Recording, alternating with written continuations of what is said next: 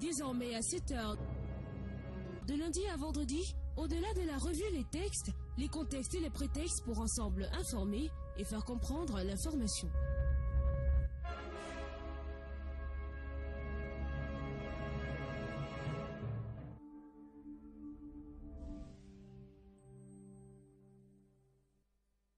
Retour ici en plateau pour dire merci à ceux qui viennent d'arriver. Dans un instant, le double JZ de Jean-Jacques Zé pour la revue de presse. En direct de la capitale politique du pays, je m'avais cherché le tambour. Parce que tape dedans, il sait le faire. Oui, oui.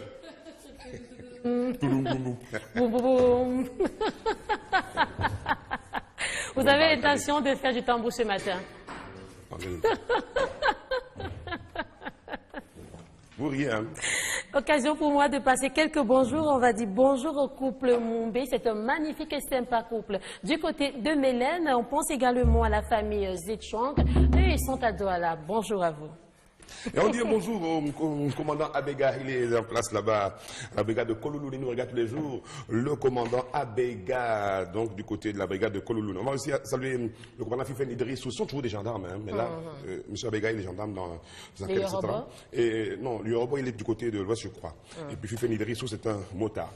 Bon, on va dire que ils sont tous des fidèles. Hein. Des fidèles. Vous entendez? Super. Je le dis parce que Jean-Jacques, il a une maître. Jean-Jacques, voulez-vous taper dans le tambour pour qu'on sente un peu? Mais dites-moi, il y a... Ça dépend de... C'est bon, c'est bon.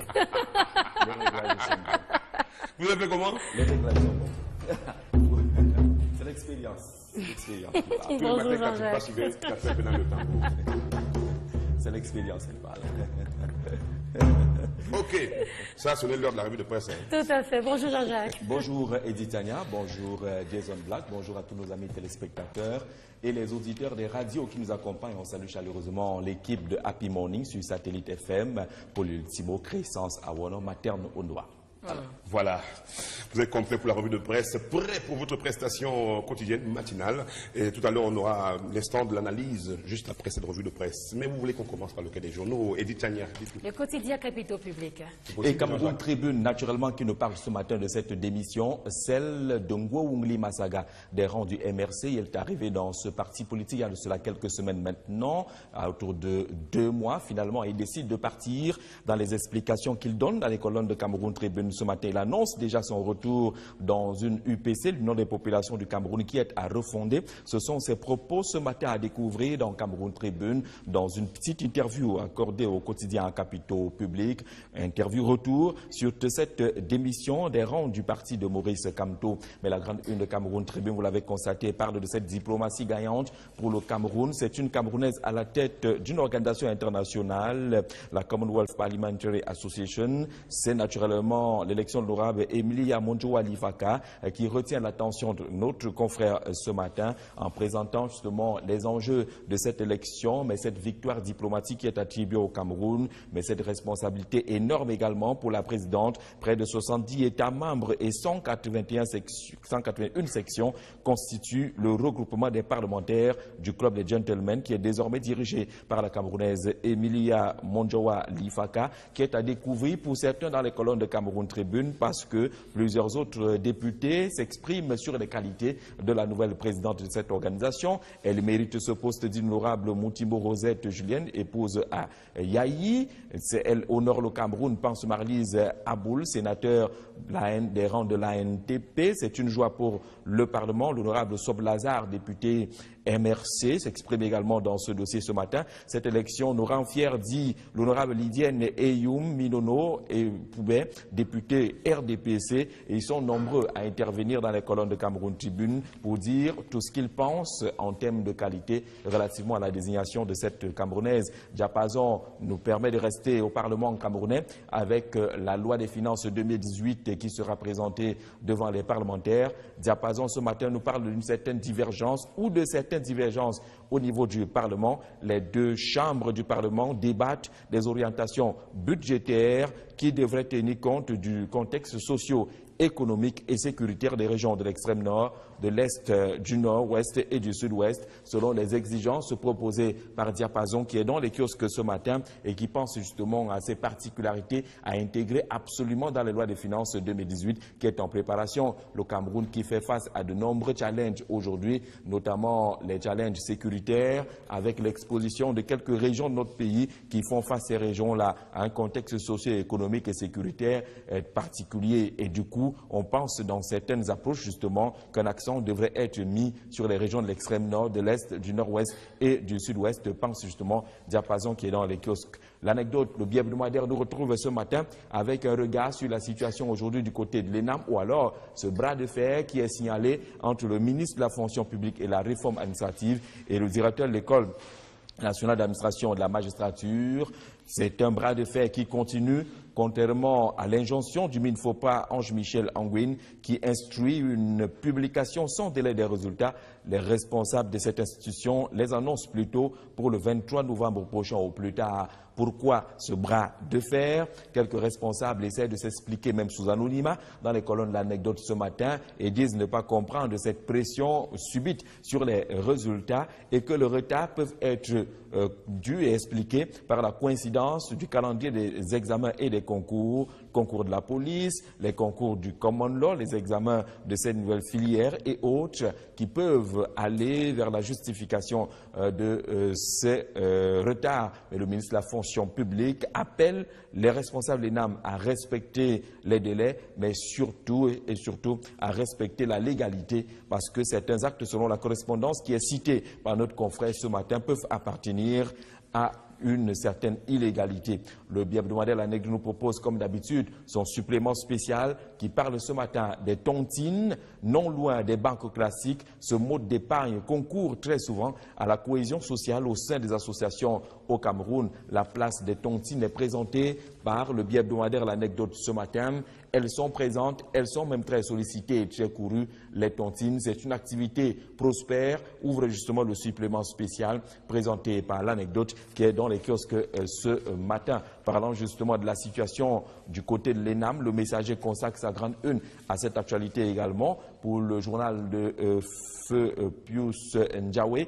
Il s'agit là entre Toussaint Menjana et le ministre Anguine. Les raisons de l'affrontement à l'ENAM sont évoquées par notre confrère qui cite l'attitude des uns et des autres, qui cite également les textes, mais cette correspondance du ministre de la fonction publique et la réforme administrative, la tutelle technique de l'ENAM face à quelques retards. Il s'adresse d'ailleurs à la commission de dépouillement des examens de ce côté-là. Le journal parle également de la politique avec ce qu'il considère comme la rancœur de Cavaillé face au Social Democratic Front, le SDF, mais aussi ce bilan qui fait état de 90 milliards de francs CFA perdus dans le Grand Nord à cause des exactions de Boko Haram. Parlant toujours d'affrontements, on le voit à la grande une de Le Jour ce matin. Cette fois-ci, ce sont des affrontements enregistrés sur les mines d'or du côté de Bétaré-Oya, titre le journal Le Jour. Affrontements entre Camerounais et Chinois, les Chinois qui sont très engagés dans l'exploitation minière de ce côté-là. Et du coup, les Camerounais, population locale, semblent ne pas accepter les activités chinoises, d'où cet affrontement signalé par Le Jour ce matin en sa grande une. Le Jour nous parle d'un cas, le cas Mugabe, le président du Zimbabwe, avec la situation qui règne de ce côté. Mais vous verrez justement au-delà de la situation qui règne de ce côté, la réponse qui vient, par exemple, du quotidien L'Épervier, qui est dans les kiosques ce matin. Oui, au Zimbabwe, il y a bruit de bottes, annonce ou pas de coup d'État, situation délicate de Robert Mugabe, mais le quotidien L'Épervier le dit clairement, le Cameroun n'est pas le Zimbabwe, contrairement à certains de ses pairs. Pour parler du chef de l'État camerounais, de 1982 à ce jour, le président Biya n'a jamais manœuvré pour céder le pouvoir à son épouse ou à son fils aîné, Frank Emmanuel Biya. Des activités et des actes qui semblent rattraper aujourd'hui le président du Zimbabwe. Selon le quotidien L'Épervier, le chef de l'État camerounais tient sa légitimité de son peuple qui lui a toujours accordé ses voix à chacune des élections présidentielles. L'humanitaire est l'apanage de son épouse. tout sur les règnes différents des présidents Biya et Mugabe. C'est un tableau comparatif qui est présenté par notre confrère ce matin en disant justement qu'attention aux manipulations des réseaux sociaux, pas d'agitation ni de confusion, pas de comparaison à faire entre le Cameroun et le Zimbabwe, indique notre confrère qui ouvre une grande fenêtre sur la promotion de l'image du Cameroun. Jean-Pierre Amougou Belinga, un lion indomptable, titre simplement le journal de Léopold Clovis Noudio ce matin, relativement à quelques succès en termes d'investissement, notamment en RCA et le rachat de la Société nationale des télécommunications de la Centrafrique avec les actes qui ont été consommés il y a de cela quelques jours, le 7 novembre dernier à Bangui. Le défi au Cameroun, cependant, c'est justement celui de régler la crise anglophone et défis actuels nous parlent justement de ce défi très important.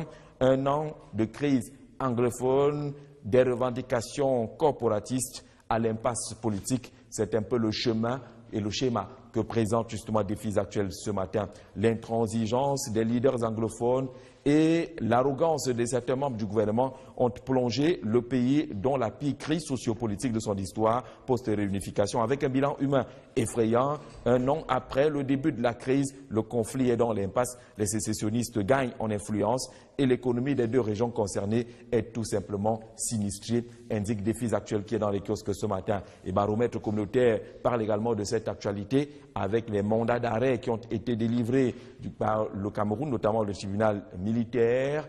Baromètre communautaire affiche quelques personnalités, Sissoukou Ayoub Tabé, Tapang Aïvo Tankou, Bo Ebert, entre autres.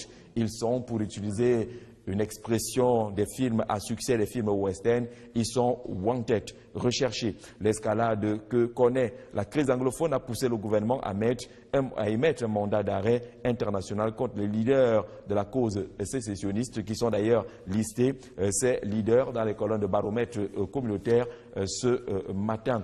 Autre défi, c'est notamment la gestion des sociétés d'État. Info Matin en parle ce matin dans notre pays après la chute d'Ondoa Akoa du côté de la Cameroun Water Utilities. À qui le tour interroge notre confrère Info Matin ce matin en proposant d'ailleurs, vous allez le voir, la liste et les photographies de quelques-uns de ces directeurs généraux d'entreprises d'État qui pourraient également s'aligner sur la liste de ce qui peut être appelé à quitter la gestion et la tête de ces différentes structures très bientôt, selon Info Matin, qui est dans les kiosques naturellement ce matin. On voit bien que plusieurs sociétés d'État sont concernées par des questions de gouvernance et de gestion. Après Ondoa Akoa, à qui le tour interroge notre confrère ce matin. Mutation, pour sa part, nous parle des manœuvres politiques. Philémon Yan laisse filer son chef du protocole, indique notre confrère ce matin, et concernant justement l'actualité autour du Premier ministre. Il y a de cela quelques jours, des journaux renseignant ceux qui avaient des problèmes, notamment au niveau de la sécurité du Premier ministre, et que certaines primes et certaines missions n'étaient pas payées du tout. Les enquêtes menées sur le terrain là-bas font état du paiement effectif des différentes primes pour les éléments de la sécurité du Premier ministre et chef du gouvernement. D'ailleurs, les responsables de la sécurité du PM nous ont adressé des copies d'émargements et autres, en tout cas les dates d'émargements et autres, pour avoir l'authenticité de cette information qui indique qu'il n'y a pas de colère autour de la sécurité du Premier ministre. Il y a autour de la sécurité nationale quelques questions, mais une mobilisation des populations. C'est ce qui s'est par exemple passé dans le Dja et Lobo 1, où les populations là-bas se sont engagées dans l'unité pour la paix et le dialogue. C'est Sud Info Plus qui est dans les kiosques ce matin qui nous fait état justement de cet engagement des populations et notamment des militants du Dja et Lobo 1 qui parlent unité, qui parlent dialogue et qui parlent paix. Michel Mevameboutou, le secrétaire général du Sénat, André Noël Essiane, le maire de Saint-Mélima, plus que jamais unis pour le développement de Saint-Mélima, précise le journal ce matin, qui nous donne également le point des activités marquant les 35 ans du renouveau du côté de Vangan, cette localité qui promet un 100% de vote au président Paul Biya en 2018, tout comme le président Essono Francis, qui a mobilisé du côté côté de Yaoundé 4, ici à Yaoundé également, toujours derrière le président de la République du Cameroun,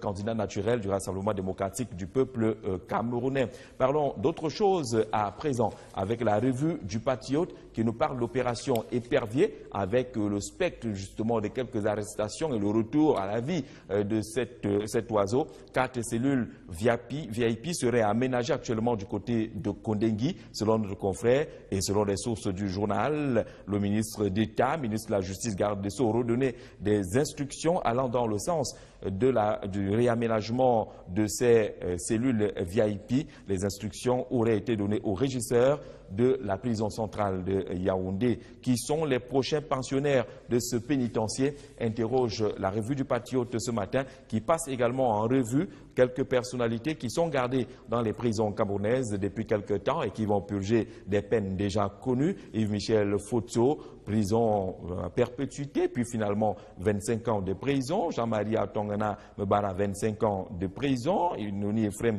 20 ans de prison. Marafa Amidou Yaya, 20 ans de prison. Polycarpe Ababa, 25 ans.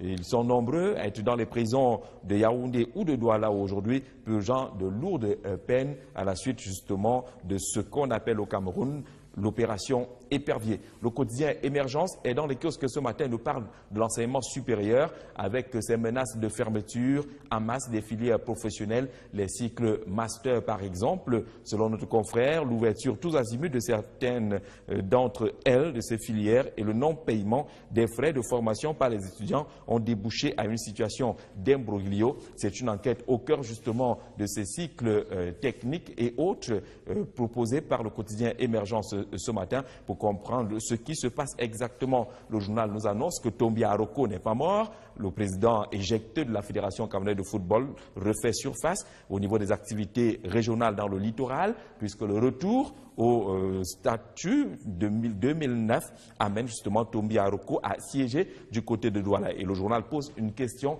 et si c'était lui, dans le cadre de l'élection annoncée à la Fédération camerounaise de football dans les tout prochains mois? Éco Matin, dans les kiosques ce matin, on nous parle du climat des importations et des exportations avec un déficit commercial qui semble s'accentuer. À la fin du deuxième trimestre 2017, les exportations s'affichaient en baisse de 3,7% par rapport à la même période en 2016, tandis que les importations, elles, augmentaient de 5,6% sur la même base de comparaison, affiche Éco Matin qui est dans les kiosques ce matin. Et le financier d'Afrique, pour sa part, nous parle de marché financier avec le Gabon qui sollicite 100 milliards de francs CFA à la bourse régionale. Cet emprunt permettra, selon notre confrère le financier d'Afrique, de financer les projets de développement inscrits au budget 2017 et de rembourser la dette intérieure par titrisation des créances conventionnées avec l'État, informe le financier d'Afrique. Parlant justement de marché financier, le quotidien de l'économie en parle ce matin, sa grande une,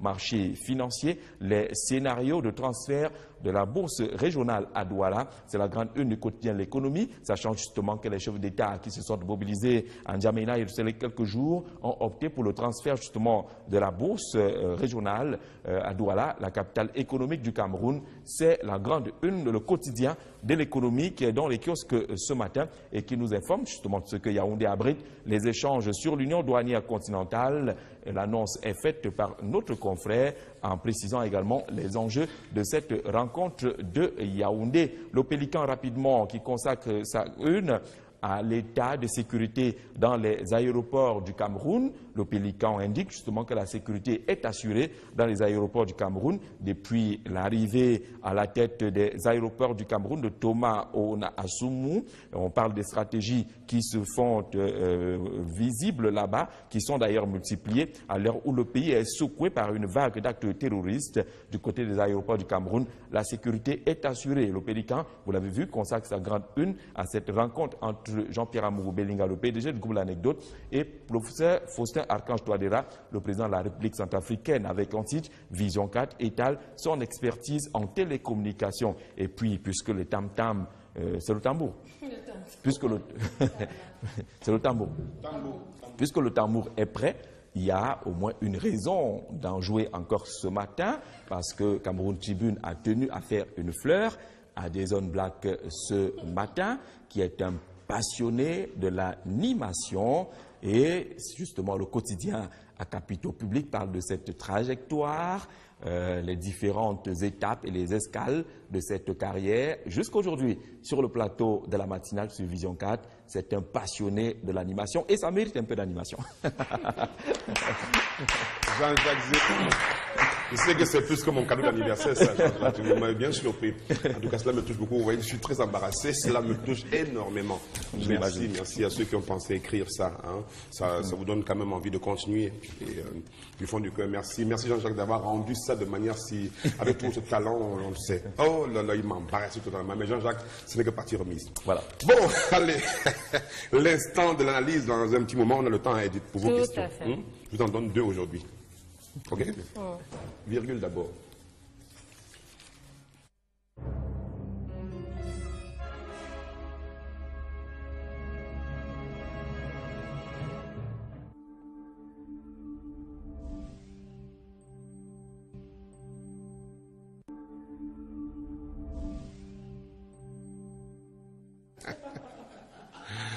Retour ici pour dire merci à ceux qui sont là. C'est l'instant de l'analyse avec Jean-Jacques Zé, toujours.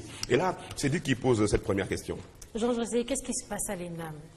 Ben, il se passe justement que nous apprenons à travers déjà la lettre du ministre de la fonction publique et de la réforme administrative adressée au directeur de cette institution qu'il voudrait que la réglementation soit respectée. Il appelle à ce que les résultats puissent être publiés sans délai et pratiquement, vous savez que le ministère de la fonction publique est la tutelle, on va le dire ainsi, technique de l'École nationale d'administration et de la magistrature. C'est cette correspondance qui est exploité par les médias aujourd'hui et qui semble indiquer qu'il y aurait une sorte de bras de fer, nous restons au conditionnel, entre le ministre de tutelle et le directeur de cette institution. Bras de fer, pourquoi? Parce que les informations, par exemple, proposées par l'anecdote ce matin, indiquent que du côté de l'ENAM, les résultats ne sont pas à publier tels que demandés par le ministre. Il y a d'ailleurs une date qui est proposée. C'est possible que ces résultats soient publiés le 23 novembre prochain. Pourtant, la demande et le ministre, c'est une instruction d'ailleurs, demander à ce que les résultats puissent être publiés sans délai, c'est-à-dire pratiquement immédiatement. Ce qui se passe, c'est qu'on apprend avec l'anecdote ce matin que là-bas, on estime que le calendrier est tout à fait particulier parce qu'il y a eu d'autres examens qui se sont prononcés et ces coïncidences n'ont pas permis à ce que les résultats puissent être rendus selon les délais tels que rappelés par le ministre de la fonction publique et de la réforme administrative. Alors, faut-il radicalement parler de bras de fer ou pas? Toujours est-il justement qu'on note quand même que si le ministre en arrive à saisir l'ENAM par une correspondance de cette nature, c'est justement qu'il y a certainement eu quelques points d'incompréhension ou de non-respect des instructions et des positions de la tutelle. Mais voilà, est-ce qu'il faut pour cela en faire, comme on le voit aujourd'hui, une grosse affaire? Oui, parce qu'il s'agit là de l'institution qui forme le Cameroun, qui forment ceux qui sont appelés demain à gérer sur le plan administratif, sur le plan financier, sur le plan fiscal, ainsi de suite, le Cameroun. Et donc, c'est une école particulière qui appelle à ce qu'un regard particulier lui soit adressé. Et donc, naturellement, c'est un sujet digne d'intérêt et c'est compréhensible que la presse puisse naturellement s'abreuver aux sources justement de ces différentes divergences. On met tout cela entre guillemets entre le ministre Michel-Ange Anguine et Toussaint Mendiana, le directeur de l'ENAM. Mais je pense que cela fait quelques jours maintenant que la presse parle de ce bras de fer. Naturellement, il faut, lorsque cela arrive de cette façon-là, qu'on aille rapidement aux sorties de crise, s'il faut parler de crise. Mais on met tout cela entre guillemets, que les structures concernées ne laissent pas croire à l'opinion qu'effectivement il s'agit d'un bras de fer. Après une instruction comme celle-là, s'il y a des limites qui amènent l'ENAM à ne pas publier dans les délais souhaités par la tutelle, que l'ENAM s'adresse également au ministre de la tutelle pour présenter exactement ce qui fait en sorte que ces résultats ne soient pas publiés tels qu'il l'aurait souhaité. Il vaut mieux que le dialogue soit établi de cette façon-là, mais que d'enregistrer des responsables de l'ENAM ou du MINFOPRA qui s'expriment par diverses voix, ajoutant un peu de l'huile dans le feu, comme on le dit souvent, et éloignant le sens de la collaboration qui doit exister de façon permanente. Le ministre est dans son droit L'ENAM doit pouvoir répondre au ministre avec les éléments et la courtoisie nécessaires ou administrative qui s'imposent en la matière. Si l'ENAM se tait, il y a un problème.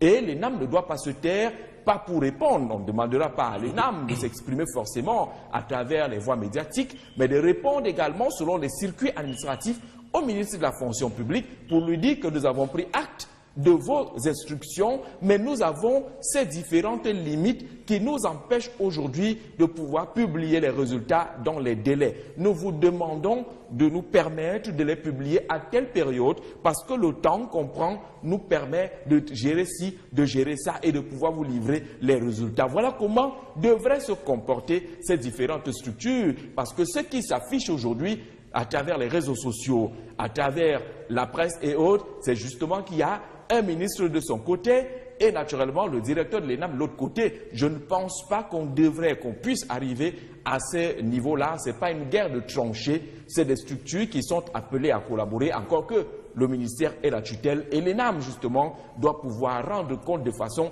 régulière au ministre chaque fois qu'il y a une petite difficulté relativement aux missions qui sont celles de l'ENAM. Maintenant, est-ce qu'il y a eu une réponse, je vais dire administrativement adressée au ministre de la fonction publique? On attend de le savoir et c'est à l'ENAM de faire savoir justement que non, il ne s'agit pas de rébellion ou de bras de fer. Le bras de fer ne devrait pas exister. Nous avons répondu. Peut-être que vous, à la presse, vous n'avez pas eu notre réponse. D'ailleurs, elle ne vous est pas adressée.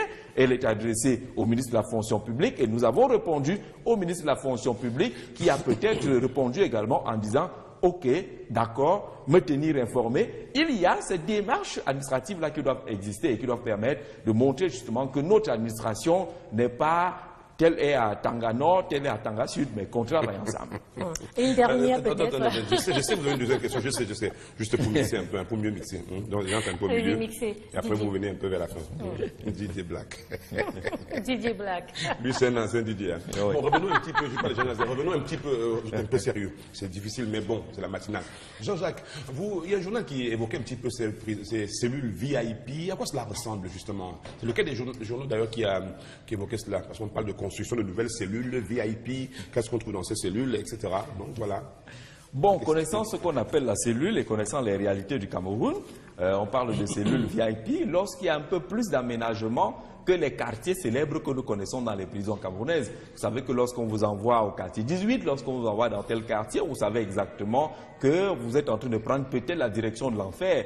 Les cellules VIP ont quand même un minimum d'aménagement qui permettent de recevoir des prisonniers qu'on qualifie de prisonniers de luxe au Cameroun, même s'il s'agit toujours des prisonniers. Mais généralement, la presse s'inspire de ces mouvements dans les prisons pour peut-être lire éventuellement le redécollage, le redémarrage de l'opération Épervier. Vous savez que depuis quelques années maintenant, les dossiers sont bouclés du côté du TCS, ainsi de suite, et qu'on pourrait avoir du jour au lendemain une nouvelle vague, entre guillemets, d'arrestation de quelques personnalités qui se seraient amusées avec la fortune publique et qui devraient répondre justement de leurs actes devant les juridictions compétentes. Maintenant, en cellule VIP, moi j'ai vu quelques photos de ces cellules considérées comme VIP à travers les réseaux sociaux. Vous n'êtes pas allé vous-même? Pas encore. Dieu soit loué. Dieu soit loué. Non, il dit pour vous prendre, pour visiter, je ne sais pas. Bon, ok, je vous laisse poursuivre. Qu'on en dise, vous voulez qu'il finisse avec ce sujet consacré Parce que j'ai un sujet qui m'intéresse. Oui, vous savez, les tontines sont très intéressantes. Les portes de la cellule, des cellules de VIP. Donc, est-ce qu'on y trouve de la télévision dans ces cellules? Vous dites? Est-ce qu'il y a la télé? Oui, certaines de ces cellules ont quand même quelques postes téléviseurs. Oui, d'autres bénéficient des postes radio. Ils écoutent les nominations, souvent là-bas, avec beaucoup d'intérêt. D'autres sont au courant, en tout cas, de la vie telle que se déroule. Là, des prochains qui vont arriver. C'est des privilèges qui sont accordés à certains. Ce n'est pas de façon générale. Vous savez que parfois, certains s'octroient des privilèges qui ne sont pas prévus par la réglementation. C'est les descentes, comme on dit souvent, des rafles, sont organisées dans certains quartiers là-bas. On retrouve les gens qui ont des téléphones Android, qui sont connectés, qui sont ci ou ça, alors qu'ils n'ont pas de droit, même si on sait également qu'il y a beaucoup de trafic autour de cette affaire-là, de ces affaires, et que certains gardiens de prison et des régisseurs sont parfois complices, font entrer téléviseurs, téléphones, ordinateurs là-bas, alors que la réglementation n'a fondamentalement pas prévu tout cela. Merci. Je peux l'avoir pour moi? Bien sûr, mais je vous le laisse alors. On va revenir sur les pages du bi-hebdomadaire L'Anecdote pour s'intéresser au supplément d'information qui parle des tontines ce matin. Les tontines sont une réalité au Cameroun. Les tontines sont même très présentes, ce qu'on appelle le ndjangi, parce que l'économie au Cameroun, notamment le système bancaire, a monté des failles depuis plusieurs années, au point où les Camerounais se sont méfiés des banques. Certains ont fermé boutique sans crier gare, des microfinances également ont fermé leurs portes sans crier gare, et du coup, beaucoup de Camerounais ont vu leurs épargnes partir sans savoir exactement quelles en étaient les destinations. Et aujourd'hui, beaucoup sont toujours en train de monter et descendre avec les dossiers pour essayer de récupérer leurs différentes épargnes dans les banques classiques ou les établissements de microfinance. Dans ce contexte-là, se sont développées rapidement les tontines parce que les gens ont pensé qu'il vaut mieux garder notre argent ici, entre nous. Lorsque quelqu'un s'amuse avec notre argent, je sais exactement de qui il s'agit, je m'en vais devant la justice et je récupère mon argent. Je peux le gérer là, je le vois mon argent. On me rend compte pratiquement tous les dimanches des mouvements de mon argent, ce qui est un peu plus compliqué avec le système bancaire classique pour les petits épargnants notamment, parce que les acteurs majeurs des tontines sont les petits épargnants que nous sommes. Nous ne disons pas que nous sommes pratiquement les acteurs des tontines, mais les petits épargnants y vont et ils pensent justement pouvoir fructifier leurs épargnes plus facilement. Ça les aide à la rentrée scolaire, pendant que vous allez courir devant les établissements bancaires pour avoir le crédit scolaire et que parfois vous n'avez pas votre AVI, ça devient compliqué, pendant que pour avoir des prêts d'une certaine somme, ce n'est pas évident. C'est déjà programmé au niveau des tontines qu'en période de rentrée scolaire, on va vous donner ci ou ça. C'est des garanties, comme on dit, au corps à corps, parfois familiales, parfois communautaires, qu'on peut gérer ou alors par corps de métier. Donc il y a une grosse méfiance du système bancaire classique qui a mené les gens à s'orienter vers les tontines. Tu viens avec, je viens avec, on pose notre argent et chaque dimanche, l'argent est dans le plat ou le plateau. Tout le monde le voit et on pense que c'est plus honnête comme ça. Même si, enfin, c'est un système qui n'est pas forcément encadré par les lois de notre institution. Parce que vous savez que dans les tontines, on pratique par exemple l'usure. L'usure est interdite par la loi au Cameroun, mais on en pratique. Et vous voyez justement qu'au niveau des tontines, l'encadrement, j'allais dire, institutionnel n'y est pas. Donc c'est parfois des gros risques pour les épargnants de ce côté-là. Il y a un genre de démarche que vous ne pouvez pas mener devant les juridictions pour revendiquer votre argent, notamment dans le cadre de l'usure. Si vous partiez parler d'usure là-bas, au niveau des instances judiciaires, on va d'abord vous garder vous-même parce que ce n'est pas une pratique légale dans notre pays. Il y a aussi des cas de disparition des trésoriers et des caissiers. Au niveau des tontines, oui, c'est également un risque là-bas. Même si on vous dit qu'on peut vous rattraper, on sait là où vous habitez, ainsi de suite, mais il y a tous les gens qui réussissent l'exploit de disparaître avec votre épargne dans les différentes tontines. Donc, il y a aussi beaucoup de risques de ce côté-là. Et dans ces conditions-là, il y a des humoristes qui disent souvent que parfois, en voulant fuir la pluie, vous tombez dans le torrent. Alors, il faut savoir choisir justement à quel niveau se trouve le danger. Les banques classiques restent encore une garantie, même si lorsqu'on vit le quotidien au Cameroun, on a quand même l'impression que beaucoup auraient des raisons aujourd'hui de se méfier un peu du système bancaire classique qui n'est pas toujours une garantie. Je suis sûr que ce que je dis là maintenant, un ancien épargnant de Cofinest va dire que le type avait parlé de quoi? Alors que voilà plusieurs années, je suis en train de courir derrière mon argent. Un ancien épargnant de certaines banques du monde rural, des structures qui sont arrivées et qui sont allées voler l'argent des paysans, il vous dira que celui-là parle de quoi? De quelle garantie s'agit-il? Ces gens arrivent, ouvrent leur microfinance, disparaissent du jour au lendemain, un jour, 2 jours, les portes ne sont pas ouvertes. Il y a même eu des établissements de microfinance au Cameroun qui ont simulé des braquages. C'est-à-dire que le type lui-même, il se met, il fabrique, il crée un film à la Hollywood, là où il se fait agresser devant les épargnants. Il commence à crier où ils sont partis avec 100 millions. Il n'y avait rien. C'est justement pour mieux fuir. Le lendemain, on vous dit qu'il est déjà au Nigeria, il est déjà au Bénin, il est déjà au Togo, avec votre épargne. Donc il y a aussi cette mafia-là qui a mené certains Camerounais à aller chercher vers les tontines. Parce que là-bas, c'est balle au pied. Comme on dit, corps à corps. Si tu disparais avec mon argent, je récupère ton salon. À la maison, je récupère ton téléviseur ou ton lit. Ça se passe comme ça de ce côté-là. Mais ceux qui réussissent à fabriquer les braquages et qui disparaissent avec l'argent des épargnants, on commence à vous embrouiller avec une affaire de collectif des épargnants, de ci ou ça. et ça devient compliqué. Il faut, si on veut mettre fin à ce phénomène qui n'est pas forcément encadré par la loi des tontines, que le système bancaire classique soit mieux organisé dans notre pays, que les gens se sentent en sécurité lorsqu'ils vont déposer leur argent dans les banques. Là, au moins, ils pourraient éviter les tontines pour se confier à un système qui est normé ou qui est censé être normé. Jean-Jacques, bon, je vous partais déjà, je le sais. Mais est-ce qu'on place encore l'assiette à l'entrée de la tontine? Il y a toujours l'assiette. Mais si vous êtes en retard, l'assiette vous attend. Ça, c'est pour le retard. Pour le retard. Ok. On met combien dedans? Ça dépend. Hein. Ça dépend du niveau des épargnants ou des membres de cette tontine. Ce qui est sûr est que l'assiette est toujours là. Vous devez, pour franchir, payer votre péage, pour le dire ainsi. C'est ce que constitue cette assiette. Mais l'argent de ces retards-là contribue souvent au fonds de roulement de la structure, parce qu'il faut acheter les cahiers, il faut acheter les registres, il faut acheter les enveloppes en fin d'année lorsqu'on va faire le dépouillement, et ainsi de suite. Il est 6h34 temps universel. Il y a encore une minute peut-être. C'est 2h34. Une minute pour Jean-Jacques. On fait quoi de ça? Un peu de tambour. Non, un peu de tambour, non. C'est lui qui est mieux placé pour. Il a fait comme ça, je crois, non? Voilà. Il y a un son ici. Ah oui, c'est curieux ça. Le son m'appelle toujours.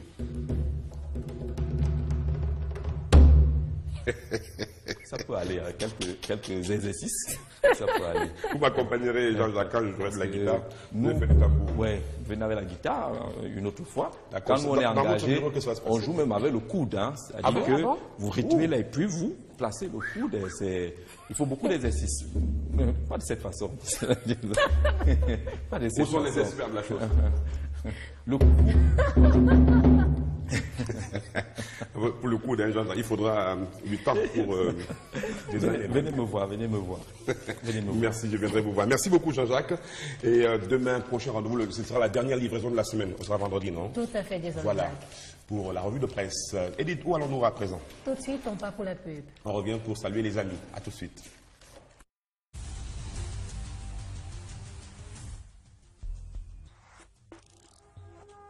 Qui indique qu'il n'y a pas de colère autour de la sécurité du Premier ministre.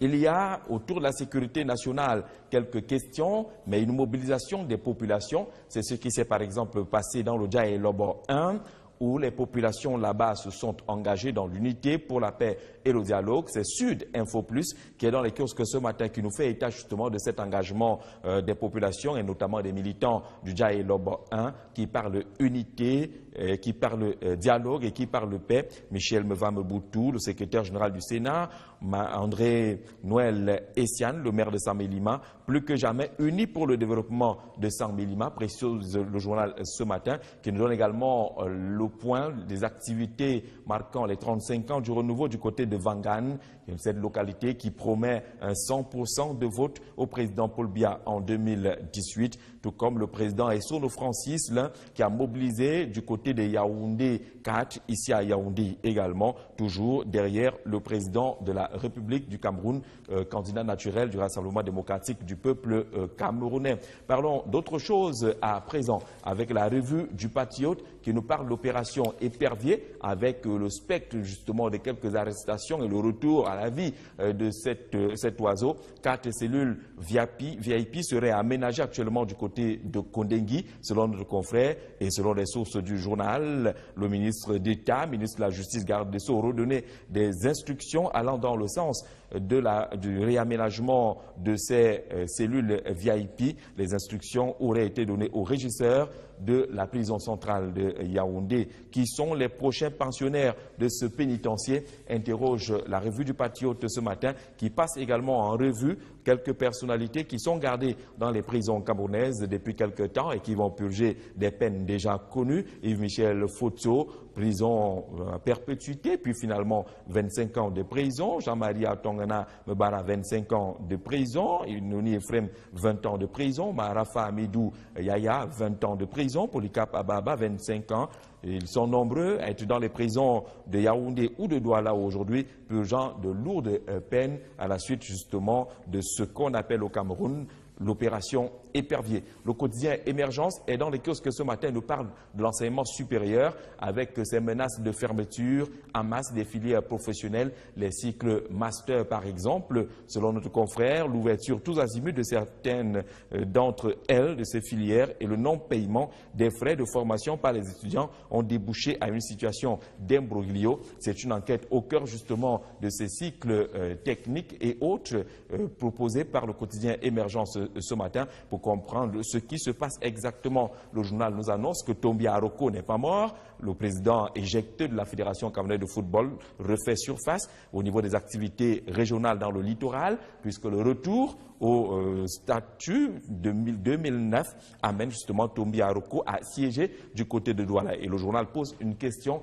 et si c'était lui, dans le cadre de l'élection annoncée à la Fédération camerounaise de football dans les tout prochains mois? Éco Matin, dans les kiosques ce matin, on nous parle du climat des importations et des exportations, avec un déficit commercial qui semble s'accentuer. À la fin du deuxième trimestre 2017, les exportations s'affichaient en baisse de 3,7% par rapport à la même période en 2016, tandis que les importations, elles, augmentaient de 5,6% sur la même base de comparaison, affiche Éco Matin qui est dans les kiosques ce matin. Et le financier d'Afrique, pour sa part, nous parle de marché financier avec le Gabon qui sollicite 100 milliards de francs CFA à la bourse régionale. Cet emprunt permettra, selon notre confrère le financier d'Afrique, de financer les projets de développement inscrits au budget 2017 et de rembourser la dette intérieure par titrisation des créances conventionnées avec l'État, informe le financier d'Afrique. Parlant justement de marché financier, le quotidien de l'économie en parle ce matin, sa grande une, marché financier, les scénarios de transfert de la bourse régionale à Douala. C'est la grande une du quotidien de l'économie, sachant justement que les chefs d'État qui se sont mobilisés en Djamena et Désormais à 7 h, de lundi à vendredi, au-delà de la revue Les Textes, les contextes et les prétextes pour ensemble informer et faire comprendre l'information.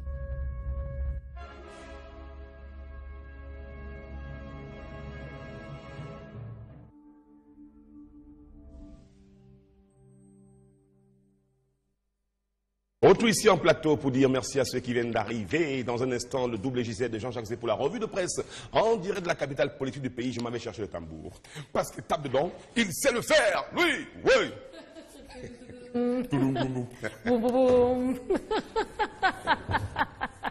Vous avez l'intention de faire du tambour ce matin? Vous riez, hein? Occasion pour moi de passer quelques bonjours. On va dire bonjour au couple Moumbé. C'est un magnifique et sympa couple. Du côté de Mélène, on pense également à la famille Zitchong. Et ils sont à Douala. Bonjour à vous. Et on dit bonjour au commandant Abega, il est en place là-bas, la brigade de Kolulu, il nous regarde tous les jours, le commandant Abega, donc du côté de la brigade de Kolulu. On va aussi saluer le commandant Fifen Idriss, ce sont toujours des gendarmes, hein, mais là, M. Abega, il est gendarme dans un Yoruba. Et non, le Yoruba, il est du côté de l'Ouest, je crois. Et puis Fifen Idriss, c'est un motard. Bon, on va dire que ils sont tous des fidèles. Hein. Des fidèles. Vous entendez? Super. Je le dis parce que Jean-Jacques, il a eu maître. Jean-Jacques, voulez-vous taper dans le tambour pour qu'on sente un peu? Mais dites-moi, il y a... Ça dépend de... C'est bon, c'est bon. Vous appelez comment? Les réglages sont bons. C'est l'expérience. Bonjour Jean-Jacques. C'est l'expérience qui parle. Ok, ça a sonné l'heure de la revue de presse. Hein. Tout à fait. Bonjour Jean-Jacques. Bonjour Edith Tania, bonjour Jason Black, bonjour à tous nos amis téléspectateurs et les auditeurs des radios qui nous accompagnent. On salue chaleureusement l'équipe de Happy Morning sur Satellite FM, Polultimo, Crescence, Awono, Materne, Ondoa. Voilà, vous êtes complet pour la revue de presse, prêt pour votre prestation quotidienne, matinale. Et tout à l'heure, on aura l'instant de l'analyse juste après cette revue de presse. Mais vous voulez qu'on commence par lequel des journaux? Edith Tania, dites-nous. Le quotidien Capitaux Public. Et Cameroun Tribune, naturellement, qui nous parle ce matin de cette démission, celle de Ngououngli Masaga, des rangs du MRC. Il est arrivé dans ce parti politique il y a de cela quelques semaines maintenant, autour de 2 mois. Finalement, il décide de partir dans les explications qu'il donne dans les colonnes de Cameroun Tribune. Ce matin, il a annonce déjà son retour dans une UPC, l'Union des populations du Cameroun, qui est à refonder. Ce sont ses propos ce matin à découvrir dans Cameroun Tribune, dans une petite interview accordée au quotidien Capitaux Public. Interview retour sur cette démission des rangs du parti de Maurice Kamto. Mais la grande une de Cameroun Tribune, vous l'avez constaté, parle de cette diplomatie gagnante pour le Cameroun. C'est une Camerounaise à la tête d'une organisation internationale, la Commonwealth Parliamentary Association. C'est naturellement l'élection de l'honorable Emilia Monjowa Lifaka qui retient l'attention de notre confrère ce matin en présentant justement les enjeux de cette élection, mais cette victoire diplomatique qui est attribuée au Cameroun, mais cette responsabilité énorme également pour la présidente. Près de 70 États membres et 181 sections constituent le regroupement des parlementaires du Club des Gentlemen qui est désormais dirigé par la Camerounaise Emilia Monjowa Lifaka, qui est à découvrir pour certains dans les colonnes de Cameroun Tribune parce que plusieurs autres députés s'expriment sur les qualités de la nouvelle présidente de cette organisation. Elle mérite ce poste d'honorable Moutimbo Rosette Julienne, épouse à Yahi. Elle honore le Cameroun, pense Marlise Aboul, sénateur des rangs de l'ANTP. C'est une joie pour le Parlement. L'honorable Sob Lazare, député MRC, s'exprime également dans ce dossier ce matin. Cette élection nous rend fiers, dit l'honorable Lydienne Eyoum Minono et Poubet, député RDPC.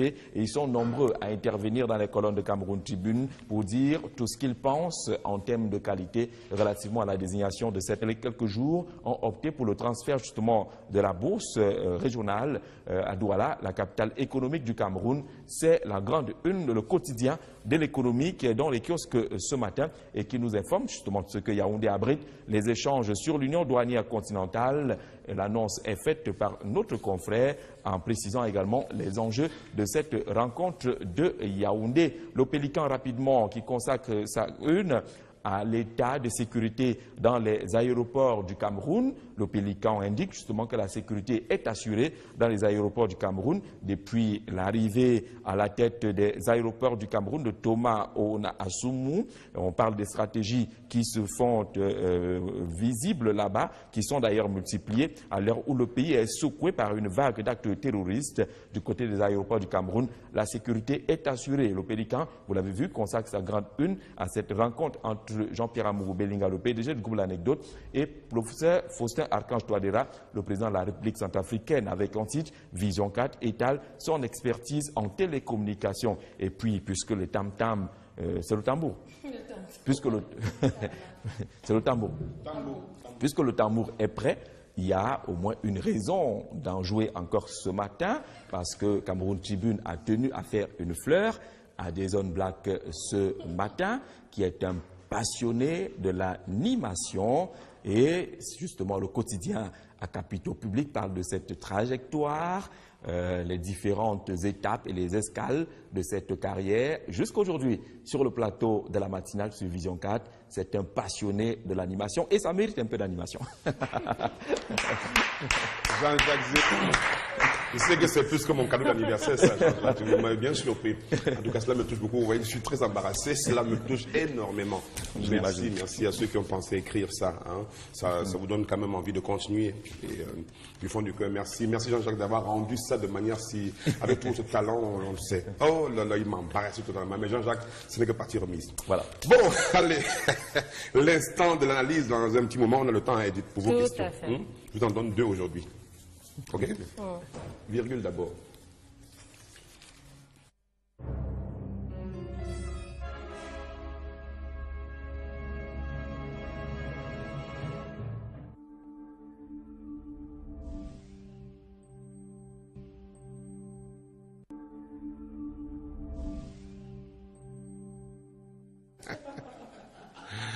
Retour ici pour dire merci à ceux qui sont là. C'est l'instant de l'analyse avec Jean-Jacques Zé, toujours. Jean-Jacques Zé, toujours. Et là, c'est lui qui pose cette première question. Jean-Jacques Zé, qu'est-ce qui se passe à l'ENAM?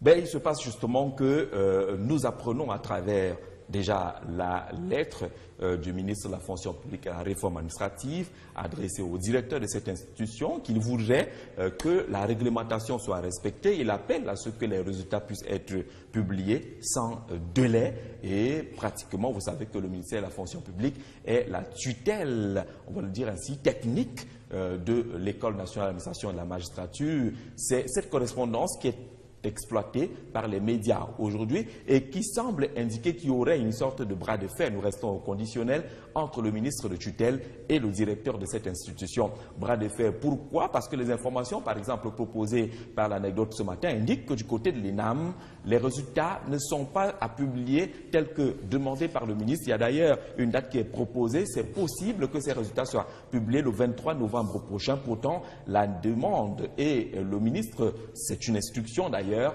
demander à ce que les résultats puissent être publiés sans délai, c'est-à-dire pratiquement immédiatement. Ce qui se passe, c'est qu'on apprend avec l'anecdote ce matin que là-bas, on estime que le calendrier est tout à fait particulier parce qu'il y a eu d'autres examens qui se sont prononcés et ces coïncidences n'ont pas permis à ce que les résultats puissent être rendus selon les délais tels que rappelés par le ministre de la fonction publique et de la réforme administrative. Alors, faut-il radicalement parler de bras de fer ou pas? Toujours est-il justement qu'on note quand même que le quotidien L'Épervier, qui est dans les kiosques ce matin, oui, au Zimbabwe, il y a bruit de bottes, annonce ou pas de coup d'État, situation délicate de Robert Mugabe, mais le quotidien L'Épervier le dit clairement, le Cameroun n'est pas le Zimbabwe, contrairement à certains de ses pairs, pour parler du chef de l'État camerounais. De 1982 à ce jour, le président Biya n'a jamais manœuvré pour céder le pouvoir à son épouse ou à son fils aîné, Frank Emmanuel Biya. Des activités et des actes qui semblent rattraper aujourd'hui le président du Zimbabwe. Selon le quotidien L'Épervier, le chef de l'État camerounais tient sa légitimité de son peuple qui lui a toujours accordé ses voix à chacune des élections présidentielles. L'humanitaire est l'apanage de son épouse. Tout sur les règnes différents des présidents Biya et Mugabe. C'est un tableau comparatif qui est présenté par notre confrère ce matin en disant justement qu'attention aux manipulations des réseaux sociaux, pas d'agitation ni de confusion, pas de comparaison à faire entre le Cameroun et le Zimbabwe, indique notre confrère qui ouvre une grande fenêtre sur la promotion de l'image du Cameroun. Jean-Pierre Amougou Belinga, un lion indomptable, titre simplement le journal de Léopold Clovis Noudo ce matin, relativement à quelques succès en termes d'investissement, notamment en RCA et le rachat de la Société nationale des télécommunications de la Centrafrique avec les actes qui ont été consommés. Il y a de cela quelques jours, le 7 novembre dernier, à Bangui. Le défi au Cameroun, cependant, c'est justement celui de régler la crise anglophone. Et défis actuels nous parlent justement de ce défi très important. Un an de crise anglophone, des revendications corporatistes à l'impasse politique. C'est un peu le chemin et le schéma que présente justement défis actuels ce matin. L'intransigeance des leaders anglophones et l'arrogance de certains membres du gouvernement ont plongé le pays dans la pire crise sociopolitique de son histoire post-réunification, avec un bilan humain effrayant. Un an après le début de la crise, le conflit est dans l'impasse, les sécessionnistes gagnent en influence et l'économie des deux régions concernées est tout simplement sinistrée, indique Défis actuels qui est dans les kiosques ce matin. Et Baromètre communautaire parle également de cette actualité avec les mandats d'arrêt qui ont été délivrés par le Cameroun, notamment le tribunal militaire. Baromètre communautaire affiche quelques personnalités, Sissoukou Ayoub Tabe, Tapang Aïvo Tankou, Bo Ebert, entre autres. Ils sont, pour utiliser une expression des films à succès, des films western, ils sont wanted, recherchés. L'escalade que connaît la crise anglophone a poussé le gouvernement à émettre un mandat d'arrêt international contre les leaders de la cause sécessionniste qui sont d'ailleurs listés, ces leaders dans les colonnes de Baromètre communautaire ce matin. Autre défi, c'est notamment la gestion des sociétés d'État. Info Matin en parle ce matin dans notre pays après la chute d'Ondoa Akoa du côté de la Cameroun Water Utilities. À qui le tour interroge notre confrère Info Matin ce matin en proposant d'ailleurs, vous allez le voir, la liste et les photographies de quelques-uns de ces directeurs généraux d'entreprises d'État qui pourraient également s'aligner sur la liste de ceux qui peut être appelés à quitter la gestion et la tête de ces différentes structures très bientôt, selon Info Matin, qui est dans les kiosques naturellement ce matin. On voit bien que plusieurs sociétés d'État sont concernées par des questions de gouvernance et de gestion après Ondoa Akwa, à qui le tour interroge notre confrère ce matin. Mutation, pour sa part, nous parle des manœuvres politiques. Philémon Yang laisse filer son chef du protocole, indique notre confrère ce matin, et concernant justement l'actualité autour du Premier ministre. Il y a de cela quelques jours, des journaux renseignant ceux qui avaient des problèmes, notamment au niveau de la sécurité du Premier ministre, et que certaines primes et certaines missions n'étaient pas payées du tout. Les enquêtes menées sur le terrain là-bas font état du paiement effectif